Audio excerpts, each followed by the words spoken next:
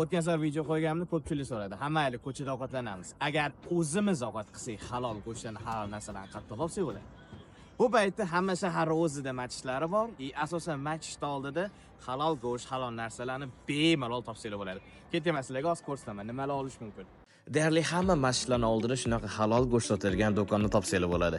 Bu yerda mol, qo'y, tovuq go'shtini xohlagan joyingizda va xohlaganishingiz yoshingiz bo'ladi. 100, 500, 1000 gram. Narxlari ham bozordan arzon. 35 yuandan 50-55 yuangacha yarim kilosiga. Bundan tashqari muzlatilgan go'shtlarni ham topsanglar bo'ladi.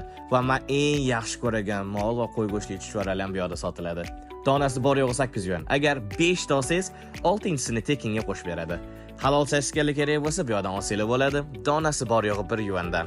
Bugun juma bo'lgani uchun vaqtliroq borib obedga osh yeyishga qaror qildik.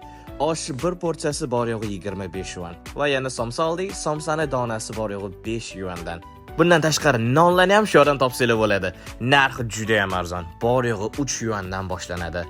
Nonlarni ham o'zligiga yopishadi, o'shanga issiqini, sveji nonlarni olsanglar bo'ladi. Agar video yoqqan bo'lsa, like va podpiska bosishni unutmaymiz. Bundan buyog'iga xudo xolis, bundan ham zo'r videolar chiqadi.